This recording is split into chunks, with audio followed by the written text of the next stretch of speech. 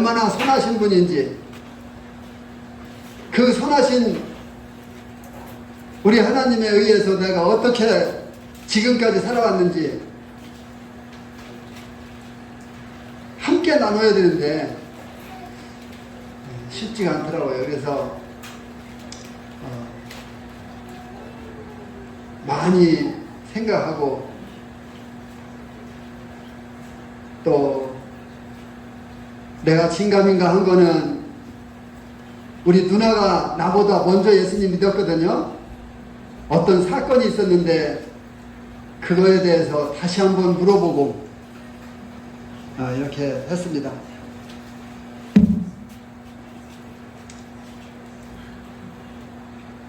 저는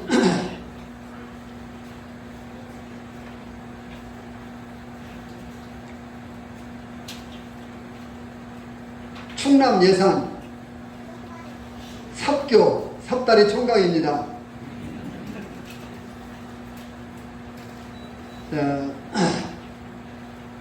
50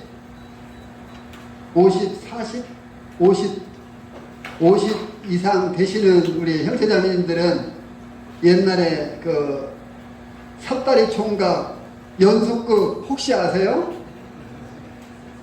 신령하신 분들이라 그런 거 안 들었나요? 옛날에 삽다리 총각 연속극이 있었어요. 유명하죠. 50대 이상 되시는 분들이 삽다리 총각 연속극을 안 들었다면은 정말 신령하거나 아니면 대한민국 사람이 아니거나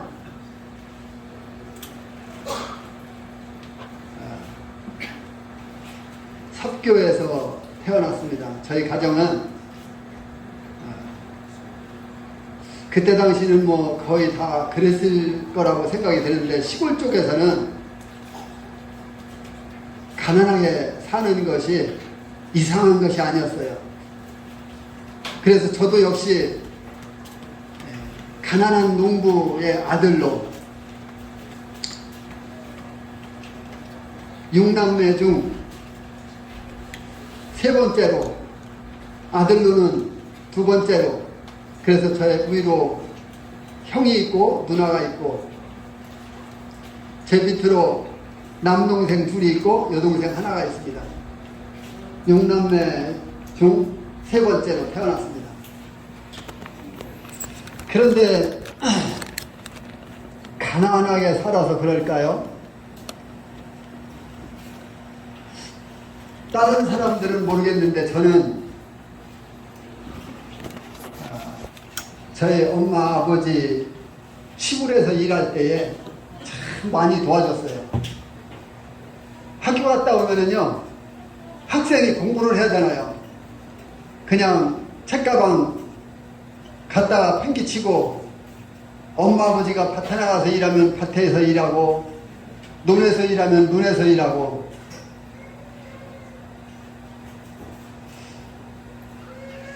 그렇게 많이 도와줬어요. 그리고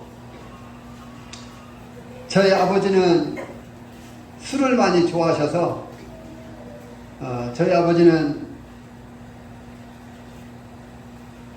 일하다가 힘들면은 연씨가 막걸리 한 잔 받아와라. 그러면 주전자 갖고 와서 막걸리 한 주전자 사가지고 오면서 그거 홀짝홀짝 마시고, 그러면 내가 거의 한 잔은 마셔요. 그러면서, 그런데 그 술이 또 짜릿하지만 달콤한 것도 있어요. 안 먹어본 사람 몰라요.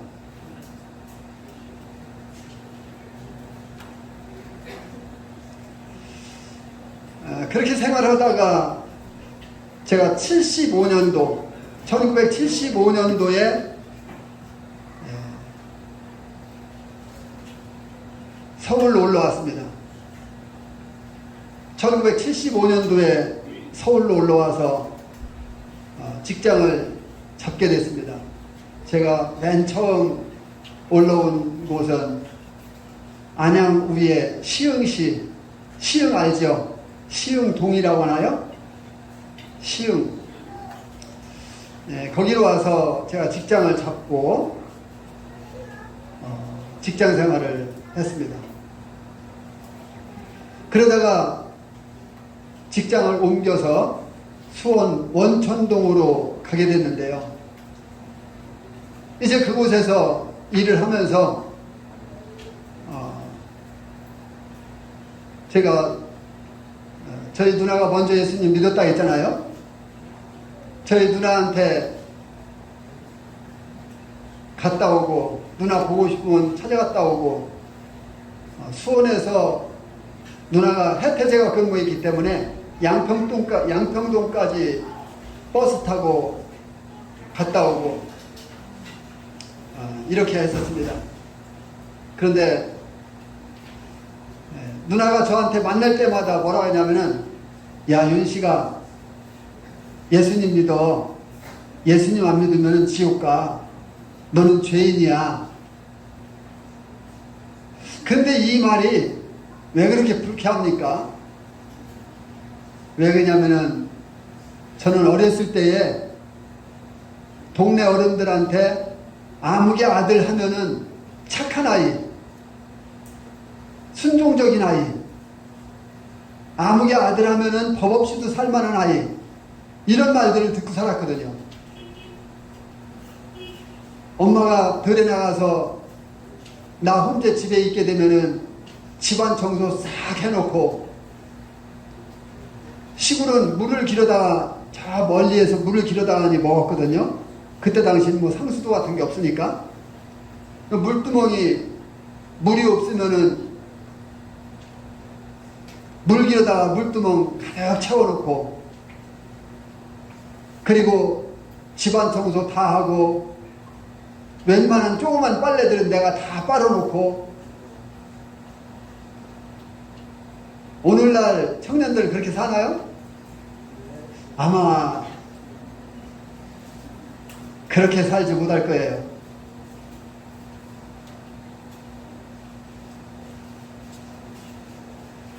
저는 그러며 살았기 때문에 누나가 죄인이다 이야기하는데 참 기분 나빴어요.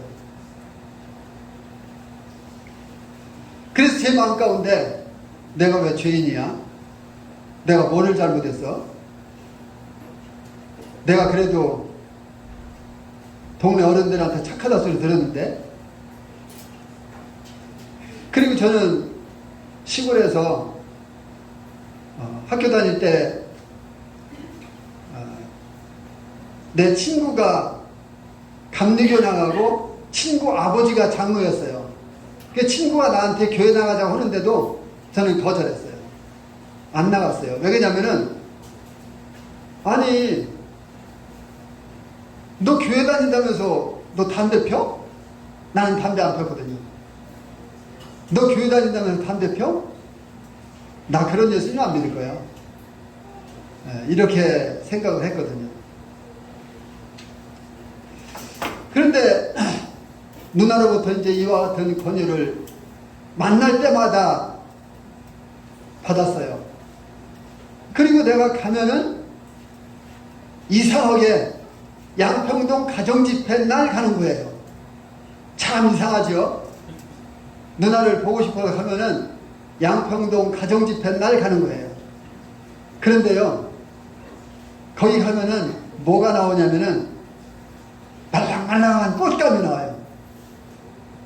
집회 시간이 딱 끝나고는 말랑말랑한 꽃감이 나오는데 그것이 얼마나 맛있는지. 그래서 또 가게 되고 또 가게 되고. 그런데 누나가 저를 이제 예수님 믿게 하려고 여기저기 데리고 다녔어요. 양평동 가정집회 나갔죠. 그리고 노량진 교회도 나갔죠. 노량진 청년집회도 참석했죠. 그리고 봉천동 가정집회도 왔었죠. 그리고 CCC 회관에서 그때 제 기억으로는 우누마삼이라고 하는 분이라고 들었거든요. 제가 구도자 쪽에 갔기 때문에 우누마삼이, 일본 우누마삼이 형제님께서 복음 전하는 데라고 CCC 회관을 저를 또 데리고 가더라고요. 아무튼 간에 엄청 데리고 다녔어요. 그런데도 저는 안 믿었어요. 그런데 한 번은 제가 저희 작은 집 병점에서 양조장을 하는 작은 집이 있어요. 지금은 않지만 양조장 하는 작은 집 갔는데 사무실 방에 발을 땅에 놓고 문주방을 건너서 뒤로 딱 들어놓는데 그러면 천정이 보이잖아요. 천정을 보니까 그 선반 있죠. 뭐 올려놓을 수 있는 선반에 겉페지가 떨어진 성경책이 하나 있었어요. 이것을 보는 순간 내가 벌떡 일어나서 저거 누나가 쓰던 책인데? 하고 내려서 딱 폈는데 마태복음이에요. 딱 폈는데 마태복음인데 읽어보니까 누가 누구를 낳고 누가 누구를 낳고 계속 이것만 나오니까 지루해서 그냥 덮어가지고 내 기숙사를 가지고 갔어요. 가지고 가서 또 폈는데 요한복음을 딱 폈어요. 요한복음을 폈는데 와, 내가 생전 들어보지도 못했던 이와 같은 내용들이 들어있는 거예요. 거기에. 아니 예수님이 물로 포도주를 만들고 막 신기한 일들이 다 나온 거예요. 그래서 이제 성경을 그때부터 읽기 시작했는데 이게 다 믿어지는 거예요. 그래서 제가 구원받기 전에요, 한 4-5번 신약 성경을 한 4-5번은 읽었을 거예요. 4-5번, 5-6번. 그러니까 신약 성경이 어느 정도 어떤 말씀이 어디에 있고 이런 것들이 중요한 말씀들이 다 들어와 있는 거예요. 그리고 신약 성경을 읽다 보니까 이제 내가 왜 죄인인지도 다 알게 되고 그래서 내 마음 가운데 인정하게 되는 거예요. 그런데 누나가 한 번은 저에게 교회를 소개시켜 줬어요. 야, 윤씨가 너 수원에 북수동교회가 있는데 북수동교회 한번 찾아가 봐라. 그래서 제가 누나 알았어 하고서 이제 버스 타고 다니면서 그 수원 북수동 쪽을 지나가는 이쪽 저쪽으로 계속 보는 거예요. 도로가에 있다고 하니까. 근데 한번 보니까 누나는 북수동 예배당이라고 했는데 북수동 교회가 보인 거예요. 간판이. 그래서 이건가 하고서 내려서 들어가서 이제 참석을 했는데 아닌 거예요. 왜 아니라고 생각했냐면은 목사님이라고 보고 교인들이 머리에 수건을 안 쓴 거예요. 너울을. 그래서 이 교회는 아니다. 그리고 간판이 누나는 북수동 예배당이라고 했는데 이건 교회라고 쓴 거 보니까 아니다. 그럼 다시 찾아보자. 몇 번 또 다시 찾아보는 과정 속에서 바로 옆에 북수동 예배당이 있는데 나무 때문에 잘 안 보였던 거예요. 그래서 북수동 예배당을 찾아가서 이제 교회를 다니기 시작합니다.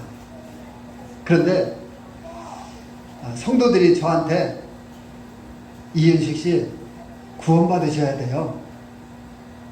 저는 그때까지도 이제 구원이 뭔지도 모르고 구원 받으셔야 돼요. 계속 이야기하는데 나중에는 심지어 내가 어떤 생각을 했냐면 구원이 뭐지? 혹시 내가 꿈에 잠잘 때 악마가 나를 해치려고 할 때 천사가 나타나서 그 악마를 처치해주고 나를 건져주는 게 구원일까? 이런 생각을 한 거예요. 그런데 어디 그런 꿈이 꿔지나요? 안 꿔지죠. 그런데 한 번은 제가 직장 생활하면서 기숙사에서 살았는데 버스를 타는데 이 버스 이렇게 타는 데 있으면 위에 네스 다른 것 마냥 뭡니까 포장이라고 해야 되나요?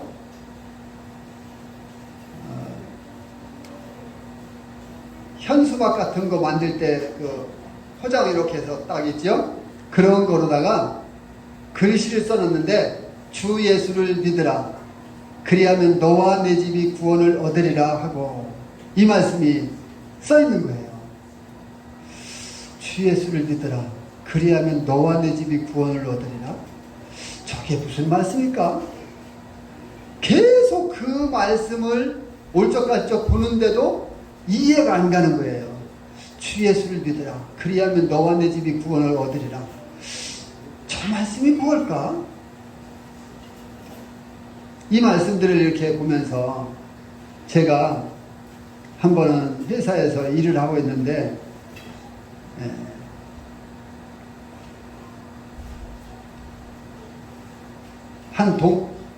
같이 일하는 한 동료가 기숙사에서 울고 있는 거예요. 근데 이 사람이 약간 말이 어눌해요. 더듬어요. 말이 좀 더듬는데 울고 있는 거예요. 그래서 내가 다가가서 이재천 씨, 왜 웁니까? 우는 이유가 뭐예요?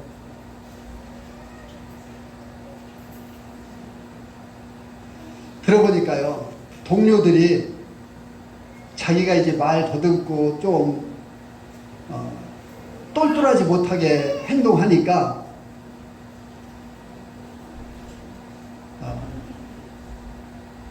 골리고 또 따돌리고 또 무시하고 이런 느낌을 받은 거예요. 그래서 제가 신약성경을 구원받지 못했는데도 너댓 번 읽었다 했잖아요. 어떤 말씀이 대략 어디에 중요한 말씀이 있다는 것을 제가 알고 있다고 했잖아요. 성경에 제가 읽은 말씀이 기억나는 거예요. 우는 자들로 함께 울고 즐거워하는 자들로 함께 즐거워하라. 그래, 내가 이 사람 우는데 같이 울어주자. 그리고 그 사람을 부둥켜 안고 내가 그러냐고, 이재천 씨를 그렇게 사람들이 무시하고 따돌리고 그랬느냐고 하면서 내가 같이 부둥켜 안고 울어줬어요. 그리고서는 그 사람한테 뭐라 할게요. 나도 구원받지 못했으면서 이재천 씨, 나랑 교회 갑시다. 교회 가니까 교회 성도들은 그렇게 무시하고 따돌리고 골리고 이러지 않더라고요. 교회 가니까 사람들이 얼마나 사랑이 많은지 몰라요. 나랑 같이 교회 갑시다. 근데 교회 따라 나왔어요. 교회 따라 나와서 내가 먼저 구원받고 그분이 이제 나중에 구원받고 그랬죠.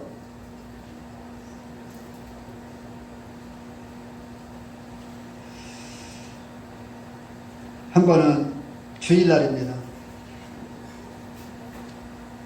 하도 나한테 구원받으라고 하니까 나 도대체 구원이 뭔지 모르지만 나도 구원받아야 되겠다. 그래가지고 이제 주일 예배드리고 집회 끝나고 오후 시간에 청년 한 분을 내가 붙잡았어요. 그분이 지금 수원 중북교회에서 주님을 섬기고 있는 임창선 형제님이라고 하는데, 형제님을 붙잡고 저 구원받고 싶은데 교제 좀 해주세요. 그랬어요. 그랬더니 그러세요? 그래서 이제 같이 앉아서 복음을 들려주는데, 저한테 말씀을 지금 생각하면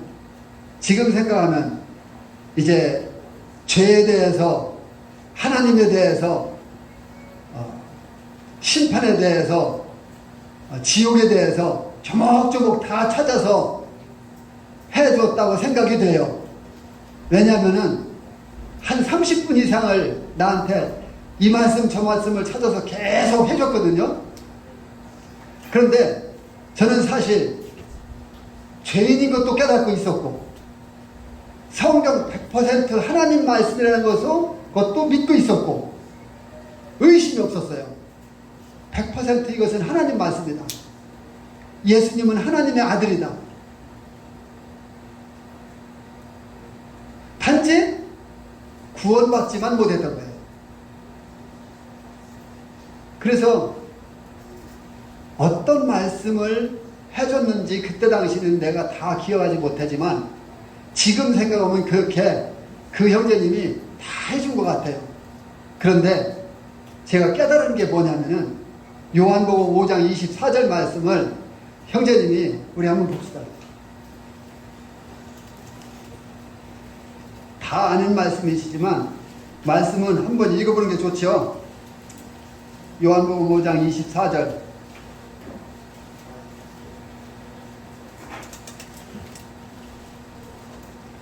제가 읽겠습니다. 내가 진실로 진실로 너희에게 이르노니 내 말을 듣고 또 나 보내신 이를 믿는 자는 영생을 얻었고 심판에 이르지 아니하나니 사망의 생명으로 옮겼느니라. 여기 보니까 이 말씀을 내 이름을 넣어서 해주는 거예요. 내가 진실로 진실로 너희에게 이르노니, 이 말씀을 예수님이 이윤식 씨에게 진실로 진실로 말씀하신다는 거예요. 그러면서 내 이름을 윤식에게 이르노니 이렇게 해주는 거예요. 그러면서 내 말을 듣고, 여기 내 말을 듣고라면은 그러면 누구 말이에요? 예수님 말씀이요. 그랬더니 맞지요? 맞아요. 예수님 말씀이에요. 내 말을 듣고 예수님 말씀을 듣고 또 나 보내신 이를 믿는 자는, 나 보내신 이 예수님, 나 보내신 이 했으니까 예수님 보내신 이는 누구예요? 하나님이요. 맞죠? 하나님이 예수님 보냈지요. 믿는 자는 했는데, 그럼 믿는 자는 누구예요? 나지요? 아니, 나가 아니라 이름 넣어서 한번 해보세요. 윤식이요. 이렇게 했는데 제 마음 가운데 이게 윤식이라는 거를 딱 넣으니까 완전히 달라지는 거예요. 생각이. 윤식이요. 그러니까 이윤식 씨 맞죠? 네. 그러면서 이제 뒤에 말씀해 주시는데 영생을 얻었고 하면서 영생을 얻을 것이다예요. 영생을 얻었어요. 지금 영생 얻었네요. 그럼 나 영생 얻은 건데? 나 다 믿는데? 나 죄인인 것도 아는데? 그럼 나 영생 얻은 자인데? 그러니까 이제 뒤에 심판에 이르지 아니하나니, 심판을 안 받는다 해서요, 어쩌면 안 받을 것 같아요. 이러는 거예요. 심판 안 받아요. 하나님 앞에서 내 죄 때문에 심판 안 받는 게 확실해요. 그러니까 영생을 생명으로 옮겼느니라. 생명으로 옮겨질 것 같아요. 옮겼어요. 지금 생명으로 옮겨졌다고 말씀하시네요. 그러면 나 영생 얻은 자네요. 그럼 나 구원받은 거네? 제 마음 가운데 이 확신이 있으니까요, 제가 가장 먼저 이야기하고 싶은 사람 누구겠어요? 누나죠. 누나한테 바로 갔죠. 누나한테 바로 갔는데 누나가요, 반응이 어땠을 것 같아요? 엄청 즐거워할 줄 알았거든요. 근데 무발응이에요. 실망했어요, 진짜 나는. 아니, 그렇게 나한테 예수님 믿으라고 하고, 예수님 안 믿으면 지옥 간다고 하고, 구원받아야 된다고 하고, 이렇게 이야기하더니만은, 아니, 내가 구원받아서 이 즐거운 기쁨을 누나한테 소식을 전해주려고 왔는데, 무덤덤하다니, 이상하네. 그래서 이제 속으로 기분 나쁘지만 왔어요. 나중에 누나한테 이제 물어봤죠. 누나, 근데 그때 내가 나 구원받았다고 처음에 구원받고 가서 이야기 해줬는데 누나 왜 무덤덤했어? 그냥 더 지켜봐야 된다고 생각을 했지. 그러니까 내가 그렇게 쉽게 구원받을 거라고는 생각을 못하고 더 지켜봐야 될 거라고 이렇게 생각을 했다고 합니다.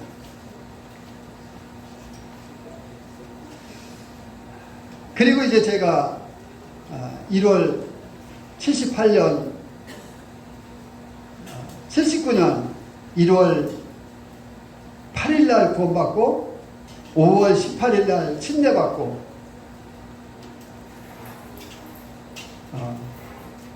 78년이네요. 78년 1월 8일날 구원받고 5월 18일날 침례받고 그리고 나서 저한테 가장 먼저 찾아온 한 사건이 있었어요. 가장 먼저 찾아온 한 시험이 있었는데 그게 뭐냐면은 저희 아버지가 수원 백병원에서 위내시경을 했는데 위궤양으로 나왔어요. 그래서 그때 당시 위궤양이면은 그러면은 사우동 수양관으로 모셔다 드리고 거기에서 그 진깁순 형제님 그 성도들 치료해주는 이 약물 치료와 우유, 소 젖자서 우유를 줬거든요. 이런 것을 병행하면은 낫겠구나. 이리 생각하고서 이제 사우동 수양관에 모셔다 드렸습니다. 그리고서 나는 이제 직장 생활을 계속 하고 있고, 그런데 한 1개월, 2개월 후에 저한테 연락이 왔어요. 아버지 빨리 큰 병으로 모시고 가야 된다는 거예요. 그래서 수원에서 사우동 수양관으로 가서 아버지를 모시고 이제 서울 적십자병원으로 갔습니다. 적십자병원에 가서 진찰을 해보니까 위암인 거예요. 그래서 빨리 수술을 해야 된대요. 그래서 그날 그대로 수술을 시작했는데 이미 위암이 식도까지 완전히 다 번져서 도저히 희망이 없다고 그냥 덮어버린 거예요. 그러니까 암세포를 떼어내지도 못하고 너무나 심각하니까 그냥 덮어버린 거예요. 그냥 덮어서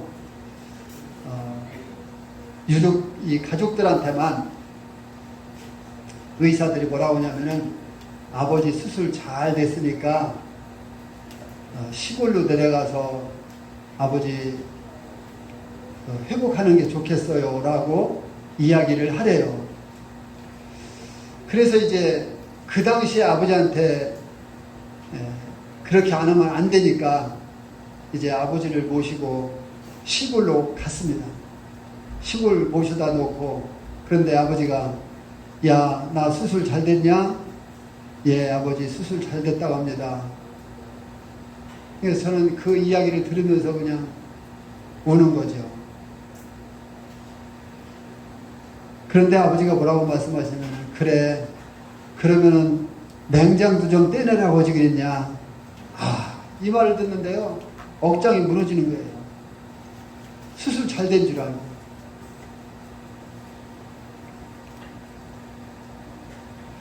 그래서 예 아버지 벌써 그거 다 떼어냈다고 하던데요. 그래서 이제 아버지 시골에 모셔다 놓고 그때부터 이제 아버지가 복음 들어야 되기 때문에 저는 저하고 누나는 계속해서 사역하시는 형제님들을 저희 시골 집으로 모시고 갔습니다. 그때 당시 사역하시는 유명한 분들 한 5, 6분이 계속 시골에 가서 복음 전해주고, 그리고 아버지가 사우동 수양관에 있으면서 복음을 들었다고 생각이 되어집니다.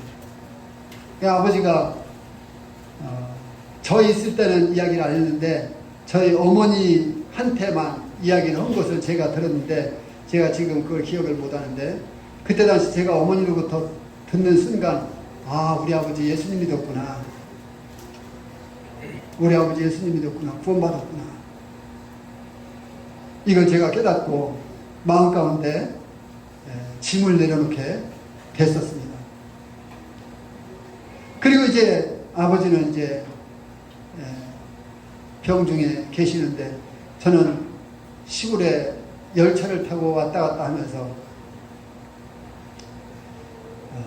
저희 시골 가는 열차는 그때 당시 장항선 완행열차입니다. 빠른 열차가 없었어요. 장항선 완행열차. 장항선 완행열차를 타고 막차를 타고 가려면은 천안까지 가서 천안에서 열차를 바꿔 타고 또 완행열차를 또 타고 갑니다. 그런데 저는 거기 다니면서 그냥 안 다녔어요. 제가 예수님 믿고 나서 그냥 다니질 않았어요. 뭘 했을까요? 당연히 복음 전했죠. 열차 안에서 그 와중에도 복음 전합니다. 한 번은 어떤 아주머니한테 복음을 전했는데요, 이 아주머니가 받아들였어요. 완전히 진짜 열차가 내리기 직전에 사람 내려야 되는데, 예산에서 내려야 되는데 예산 바로 서기 직전에 이 아줌마가 복음 받아들이고 나 이제 지금 죽어도 천국 갈 수 있게 됐다고 교파 다니는 아줌마인데, 완전히 율법에 찌들려 있던 아줌마인데 완전히 나는 지금 죽어도 천국 갈 수 있게 됐다고 이렇게 하면서 주소도 못 적고, 그때 당시 주소만 적었으면 좀 계속해서 책자라도 보내주고 좀 했을 텐데 그럴 여가도 없이 그냥 내렸습니다. 그리고 얼마 후 아버지가 돌아가셨어요. 아버지 돌아가셨다는 소식을 듣고 열차를 타고 가면서 제 마음 가운데 어떻게 하면 좋을까? 내가 아버지 살아계셨을 때에는 내 최선을 다해서 아버지한테 한다고 했는데, 왜냐하면 아버지 살아계실 때에 제가 봉천동까지 가서 암약 그 연구소가 있거든요. 거기 가서 그것을 가져다가 사다가 아버지한테 주고 이랬었거든요. 최선을 다해서 했는데 내가 아버지 돌아가신 이후로는 내가 아버지한테 할 것이 없다. 그리고 아버지한테 절할 수도 없다. 그러면은 내 작은아버지, 고모들, 엄마 수없이 많은데 아버지가 7남매거든요. 나한테 공격해오는 이 모든 것들을 내가 어떻게 다 견딜 수 있을까? 이것을 생각하니까요, 앞이 캄캄하거든요. 그래서 주님 앞에 기도했습니다.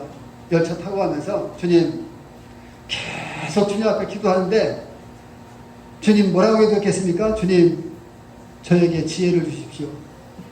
주님, 저에게 지혜를 주십시오.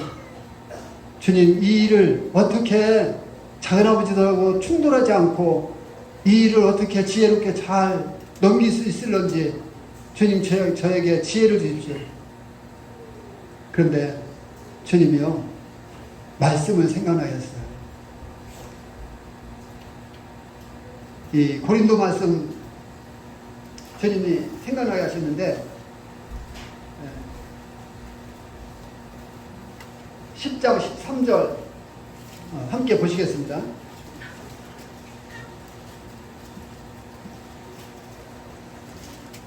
제가 핸드폰을 안 갖고 올라왔기 때문에 지금 시간이 어떻게 되는지 모르겠네요.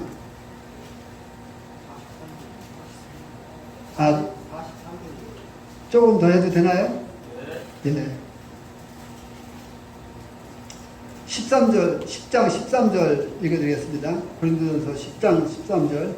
사람이 감당한 시험 밖에는 너희가 당한 것이 없나니 오직 하나님은 미쁘사 너희가 감당하지 못할 시험당함을 허락하지 아니하시고 시험당할 즈음에 또한 피할 길을 내사 너희로 등이 감당하게 하시느니라. 주님이 이 말씀을 딱 생각나게 하시는 거예요. 이 말씀이 딱 생각나니까요, 걱정할 게 없구나. 주님이 나에게 이 일을 허락하신 것은 감당할 수 있으니까 허락하셨구나. 그리고 나에게 시험당할 즈음에 피할 길을 주시겠구나. 그래서 이제 주님 앞에 기도하기를, 주님, 저에게 피할 길을 주십시오. 주님, 저에게 피할 길을 주십시오. 어떻게 주님 나에게 피할 길을 주실지 주님 저에게 말씀해 주세요. 주님 이 부분에 대해서 저에게 지혜를 주세요. 근데요, 참, 우리 주님이 얼마나 좋으신 분인지 저에게 지혜를 주셨어요. 뭐라고 지혜 주셨냐면요, 윤씨가 너 예수님 믿는 거, 작은아버지들 중에 너 예수님 믿는 거 가장 핍박 덜하는 작은아버지 있잖아. 그 작은아버지한테 먼저 이야기해. 이 생각을 딱 주신 거예요.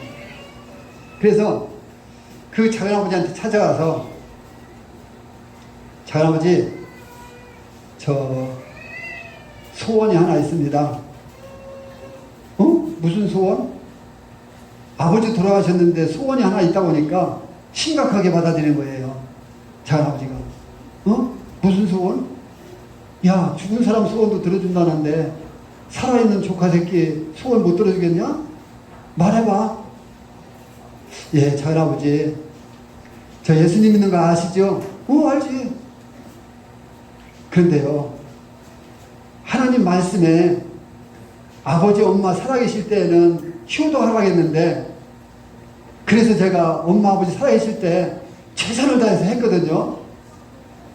그런데 죽으면은 죽은 사람한테 절하지 말라고 했어요. 나 하나님 믿는 거 아시잖아요. 나 절하지 않게 해주세요. 그게 소원이냐? 예. 나 절할 수 없어요. 그래, 그게 소원이라면 뭐 별것도 아니네. 절하지 마. 그래서 이제 그 다음 핍박 덜하는 작은아버지 찾아가서 똑같이 이야기했어요. 작은아버지, 이 작은아버지는 이렇게 내 소원이라고 하면서 이야기했을 때 들어주셨는데 작은아버지도 허락하셔야죠.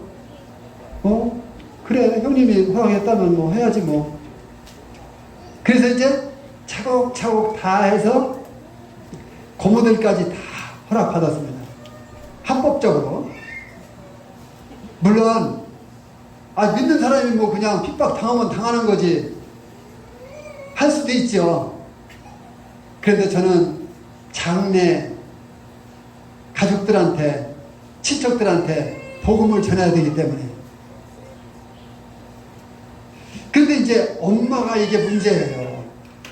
엄마는 남편이잖아요. 그래서 엄마한테 가서 작은아버지들이랑 고모들이랑 다 이렇게 허락했는데 엄마도 허락해 주세요.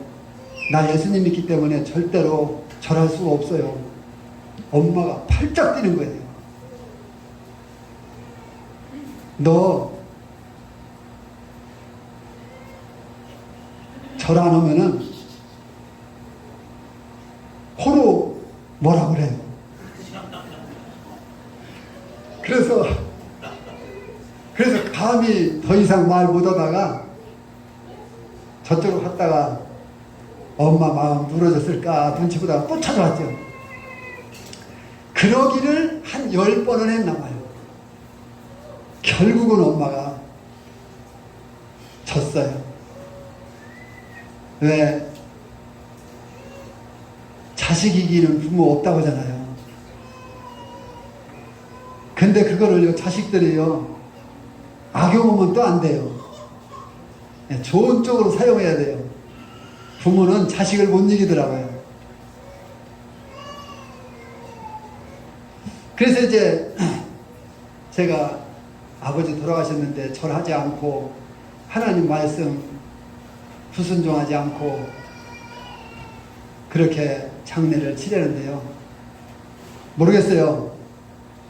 시골 행여나가는 장례는요, 집에서 제사 지내고 집 안에서 제사 지내고 관 나오면은 밖에 마당에서 또 제사 지내고 막 제사를 많이 지내요. 그런데요, 우리 집이 약간 낮고 그리고 이렇게 어덕이 있는데 이 어덕에요, 동네 사람들이 완전히 백설치들 했어요. 행여나가니까요. 그런데 그 사람들이요, 막 귀에 들리는 것 같아요. 저거 아무개 아들 그렇게 착하더니만은 지 아버지한테 절도 안 된다고, 제 예수님 믿는다고 하더니 제 절도 안 된다고 막 이러는 소리가 막 들리는 것 같아요. 그러거나 말거나 저는 주님 앞에 계속 기도했습니다.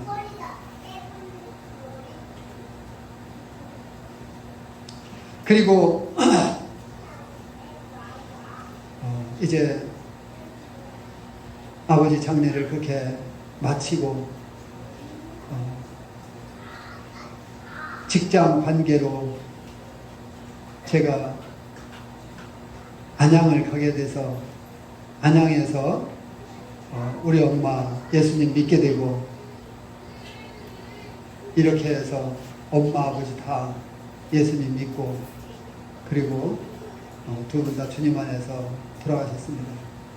제 간증을, 구원 간증을 이렇게 들어주셔서 감사하고요. 다음 시간에는 결혼 간증을 하겠습니다.